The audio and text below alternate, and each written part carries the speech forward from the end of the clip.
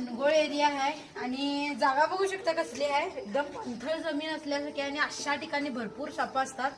आणि मी कधी कधी विचार करतो, भरपूर प्रश्न विचारायला लागतो लोकांना की साप आहे व्यवस्थित बघायला का. कधी कधी साप किती मोठ्या सामानात असलेले पळून जातात आणि कधी कधी एवढ्याशा छोट्या छोट्या जे फरच्या असतात, जे दगड असतात त्याच्यामध्ये सुद्धा बसू शकतो. त्यामुळे सापाच्या मध्ये काहीच सांगता येत नाही. बघू शकता तुम्ही कशा पद्धतीने तो बसलाय. आणि हा जो साप आहे बेबी कोब्रा आहे. बघू शकता तुम्ही, नाग आहे, किती सुंदर आहे. बघू शकता केवढा सुंदर तो फणा काढालाय.